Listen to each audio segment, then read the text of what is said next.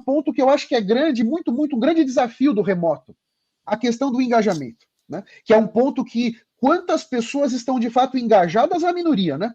Tem pesquisas aí que dizem que é 10, 15% da força de trabalho estão engajados, né?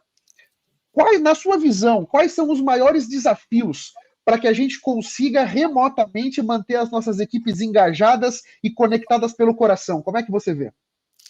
Olha, essa é uma pergunta, eh, talvez a pergunta do milhão, né? Se eu soubesse, eu não precisaria ter jogado hoje mais cedo na Mega Sena. Mas eu vou trazer um pouco da minha visão, assim.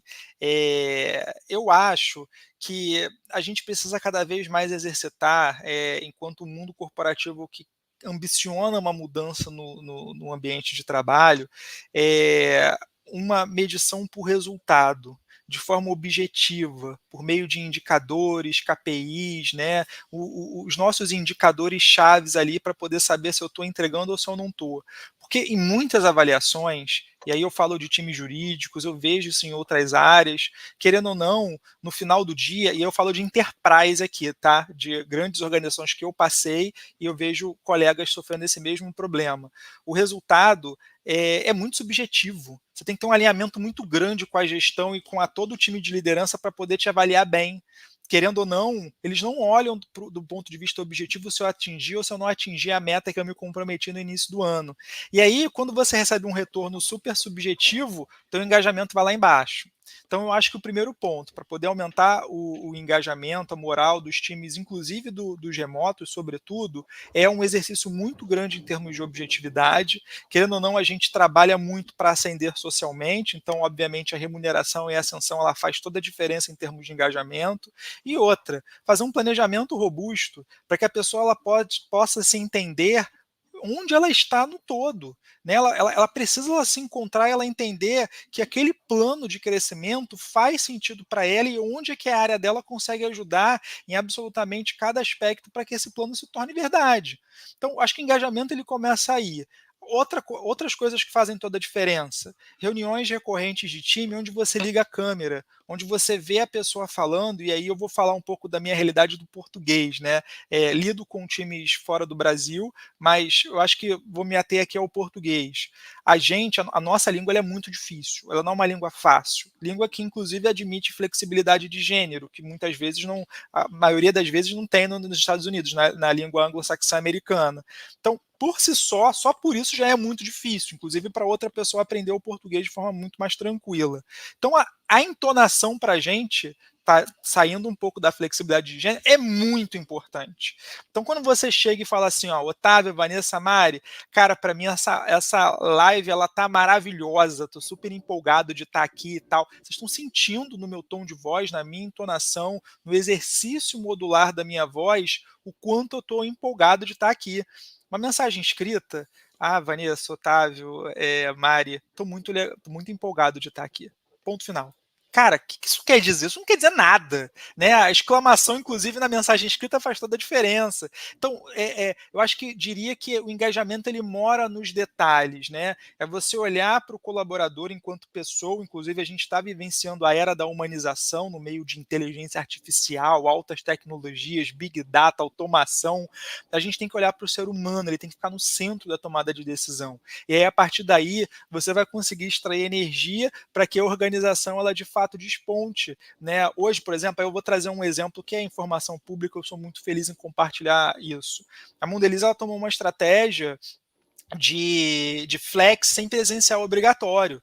A gente se encontra, olha que interessante para o engajamento, você pensar no bem-estar do colaborador, em apenas 4 situações no escritório, que são os 4 Cs que a gente usa. É para colaborar, é para co-criar, para conectar e para celebrar. Então, olha que legal, assim, tipo, o nosso engajamento está, cara, eu aqui na minha casa no Rio de Janeiro, que posso colocar minha saúde em dia, fazendo as minhas corridas, não saindo do meu ambiente domiciliar, observando a minha saúde, só vou para o escritório para essas 4 situações. porque eu não vou para o escritório para poder responder e-mail e não vou para o escritório para poder fazer reunião online. Então, olha como é que é um detalhe. Eu acho que RH, hoje em dia, as áreas de recrutamento, tem, em termos de engajamento, uma super ferramenta nas mãos, que é proporcionar esse ambiente como um benefício. Gente, isso é significativo para a gente construir o futuro do trabalho que a gente quer. Muito interessante, Paulo. Muito interessante esses Genial. 4 Cs aí. Muito legal. Mariana, como é que você vê? Como é que você vê essa questão do engajamento? Fala para nós. Bem, eu vou trazer minha versão de vendedora, né? Que sempre trabalhei na área comercial, mas, claro, como o Paulo mesmo disse, algumas áreas a questão da meta não é tão tangível e etc., mas na área comercial costuma ser bem mais tangível, até porque você tem um número a ser atingido e etc.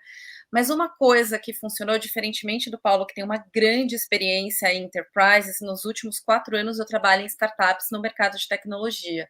E trabalhando em startups é um pouco diferente, a gente não tem essa super cultura enraizada, não tem até estrutura para isso, porque é um business que é emergente, que está crescendo, que está aprendendo, e as estratégias mudam de uma semana para outra, enfim, ainda não tem essa cultura tão enraizada. Mas o que eu aprendi é você trazer as pessoas para te ajudar na tomada de decisão. Quando você vai fazer um planejamento, quando você vai desenhar até os objetivos, fazer com que as pessoas participem disso e deem a visão delas. Diferentemente de uma grande corporação que você tem muitas pessoas fazendo as mesmas funções, em startup é muito raro você ter mais de 2 ou 3 pessoas fazendo a mesma coisa. Então, essas pessoas, elas têm profundidade e conhecimento naquilo que elas fazem. Ela representa um elo fundamental na empresa e ela detém um conhecimento que talvez ela seja a única pessoa da empresa que detenha.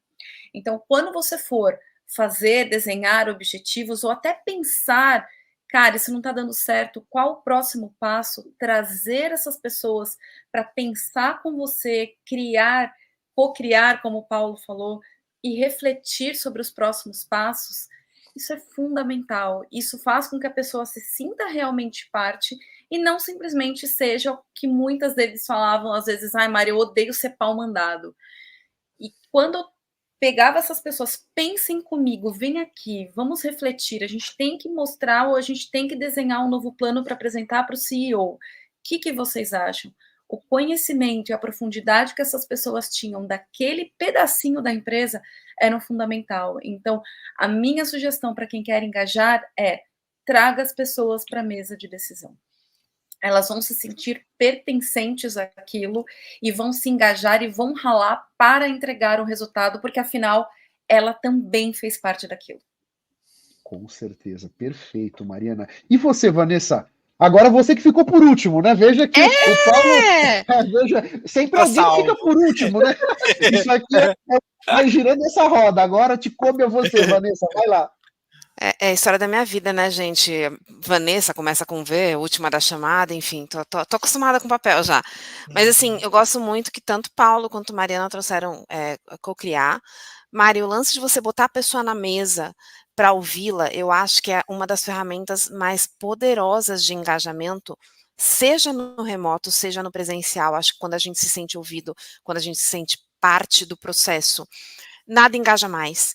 E eu vou pegar isso que você trouxe de forma grandiosa e vou colocar no pequenininho. Às vezes a gente não tem um projeto para botar na mesa. Eu acho que faz uma grande diferença no engajamento, falando especificamente do remoto, quando a gente interage diariamente e ouve a pessoa, independente de estar numa reunião. Então, eu dou bom dia, cara. Eu acho que às vezes você dá um bom dia na sua ferramenta, seja o Slack, seja o Teams, seja uma ferramenta interna. Bom dia, você tá bem? Eu acho que você conhecer a pessoa do outro lado, né? Aqui a gente está falando de liderança. Líder, toma um tempo do teu dia para dar bom dia, para saber como a pessoa tá. A pessoa, ela não é para ela só responder para você se o relatório está pronto, se aquela tarefa foi feita, dar um update, um status update. Pergunta do dia. Acho que você conhecer quem está do outro lado, se interessar um pouquinho, entender como é que você pode ajudar a pessoa na jornada profissional dela, gera engajamento. De novo, quando você está no presencial, você tem uma riqueza maior de ferramentas. Você chama para um café, você faz uma atividade divertida. Eu confesso que as atividades divertidas online, elas me irritam mais do que me divertem. Desculpa, eu sou esta pessoa. Vamos fazer não sei o que online, tipo, uma vez. Se você fizer toda vez, eu senti que você está perdendo meu tempo. Enfim, é muito diferente do café. Então, o remoto nesse sentido se torna uma restrição. E eu sou super defensora do remoto por tudo que o Paulo falou. Adorei saber que a Mondelez tem esses 4 Cs. Incrível, presencial tem que ser mesmo só para essas coisas. E já que a gente não tem isso fora do presencial, fica difícil, por exemplo, celebrar fora do presencial, vamos tornar o dia a dia. Lideranças, parem, perguntem, deem bom dia, pergunta da vida da pessoa, porque são hábitos que a gente faz muito mais no offline e a gente esquece no online. Você tá bem? Como é que foi teu fim de semana?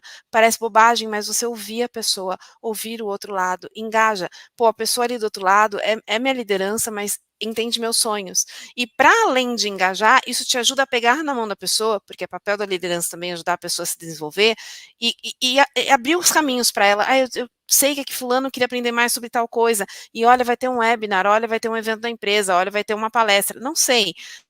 Você consegue ajudar a pessoa melhor se você conhecer. Então, eu acho que o engajamento parte muito disso, de você mostrar, tomar tempo de mostrar o seu interesse pelo outro. Perfeito, Vanessa. Um grande finale, hein? Grande finale. Na verdade, eu enxergo o engajamento, ele diretamente ligado com os relacionamentos. Eu não estou engajado com a empresa, eu não estou engajado com o projeto, eu estou engajado com a galera que está comigo. Eu vou remar com afinco, eu vou remar com tudo que eu tiver, porque a Mariana, a Vanessa e o Paulo estão comigo, e não o projeto que nós estamos trabalhando, né? Esse é o grande ponto, né? E o que a Vanessa trouxe de se interessar pela pessoa é uma forma maravilhosa da gente construir relacionamento, da gente fazer o nosso liderado, fazer as pessoas da nossa equipe se sentirem importantes, né? A Mariana trouxe, tragam as pessoas para a mesa e vamos co-criar esse plano. Se eu sou partícipe desse plano, se eu ajudei a criar, eu vou fazer das tripas coração para ele dar certo. Né? Eu vou fazer o meu melhor para que ele dê certo. Né? Esse é um grande ponto. Né? E tanto que hoje em dia, quem é a melhor pessoa, na minha visão, para trabalhar naquele projeto? É quem é voluntário. A pessoa se voluntariou, de alguma maneira aquele projeto já está conectado com a pessoa. Porque se eu tenho um projeto que ninguém é voluntário para participar, eu hoje penso 2 vezes, devemos começar esse projeto? Se ninguém está afim, se ele não se conectou com ninguém, porque eu posso pegar as pessoas pela goela abaixo e falar, vocês trabalharão nesse projeto. As pessoas vão até trabalhar, mas vão trabalhar com afinco, vão trabalhar com o coração, vão trabalhar dando o melhor, com criatividade, procurando fazer aquilo da forma melhor para encantar os clientes e tudo mais? Não sei, né? Quando a coisa se torna mecânica, aí o engajamento vai lá para baixo e esses relacionamentos não se constroem, né? Você que está com a gente até esse momento, estamos aqui há meia hora falando, tá achando legal? Meu, você já está seguindo a Mariana, a Vanessa e o Paulo? Não, se você não está ainda, é agora que você tem que falar, né? Passa o link dessa live para outras pessoas que você acha que tem com problemas de engajamento, líderes que estão aí patinando no remoto, porque aqui tem coisas importantíssimas que vão certamente ajudar você, os seus colegas e as suas equipes.